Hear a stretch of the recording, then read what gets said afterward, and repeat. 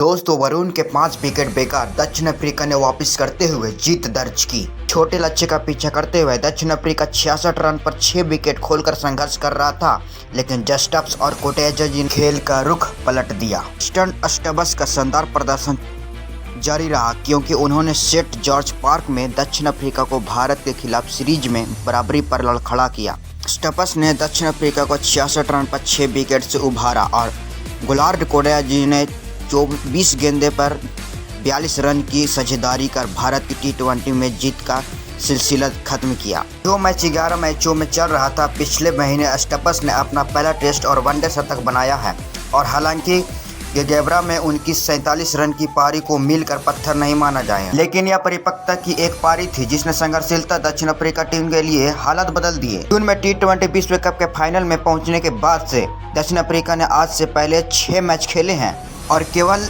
1 में जीत दर्ज की।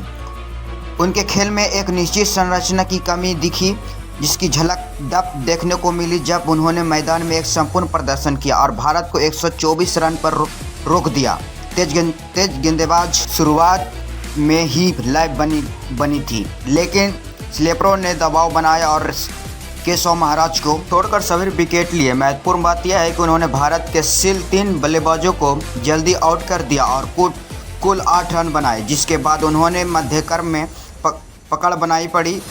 हार्दिक पांड्या और अर्शदीप सिंह के बीच 7वें विकेट के लिए 47 रन की साझेदारी एकमात्र ऐसा समय था जब भारत का स्कोर रेट 6 रन प्रति ओवर से ऊपर गया। दोस्तों, मैच में रोमांचक जगह दक्षिण अफ्रीका का कहना है कि उन्होंने सिम्पसन के खिलाफ अपनी बल्लेबाजी में प्रगति की है, लेकिन फिर वरुण जैसे कोई खिलाड़ी आता है और ऐसा नहीं लगता है। उन्होंने डरबन में अपनी कैरियर की सर्वश्रेष्ठ पारी के बाद गेबरा में एक और पारी खेली और भारत के मामूली स्कोर को वास्तविकता से कई अधिक बना दिया। उनकी दूसरी गेंद धीमी गुजरी थी, जिसके फॉर्म में चल रहे थे मार्करम ने नहीं पकड़ा। गेंद डाली। हेड्रिक्स ने वरुण की गेंद पर चौका लगाया था और टर्न आगे खेलने के चक्कर में रॉन अन द्वारा फेंके गए और बोल्ड हो गए। फिर उन्होंने छोर बदल दिया। दूसरी तरफ से भी उतरने की खतरनाक 3 ओवर में मौका जॉनसन को नहीं पता था कि गुगली ने के खिलाफ क्या करना है, लेकिन यह अंतिम ओवर था जहां वरुण ने दक्षिण अफ्रीका की उम्मीद को लगभग खत्म कर दिया। हेनरिक कलेक्शन ने उन्होंने लेने की कोशिश की और केवल लॉन्ग ऑफ पर आउट ऑफ हो गए और अपनी अगली गेंद पर वरुण ने डेविड मिलकर को बोल्ड करके अपने 5 विकेट लिए। दोस्तों, बात करें हार्दिक पांड्या की, तो हार्दिक पांड्या ने पहली 29 गेंदों पर 19 रन बनाए और 28वीं गेंद पर केवल बाउंड्री ही लग पाए, जिसके दक्षिण अफ्रीका ने भारत के रन बनाने के अवसरों को खत्म कर दिया। बीच के ओवरों में भारत ने 5 ओवर में 24 रन बनाए। इस गेंदों पर कोई बाउंड्री नहीं लगाई। आखिरकार 18वें ओवर में हार्दिक पांड्या ने अपनी लय हासिल की।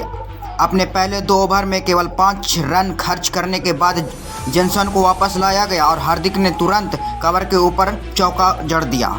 2 गेंदों के बाद उन्होंने एक वाइडर डिलीवरी के तहत एक्स्ट्रा कवर के ऊपर से छक्का मारा और फिर शॉर्ट बॉल पर रैप शॉट लगाकर ओवर को समाप्त किया, जो भारत का सबसे लाभदायक ओवर रहा था। भारत का शानदार ओवर रहने के बाद भी भारत ने एक बार फिर से जीतने का मौका गंवा दिया, जिसकी वजह से साउथ अफ्रीका ने फिर से जीत हासिल की। मिलते हैं टी20 मैच में, तब तक के लिए जय हिंद, जय भारत।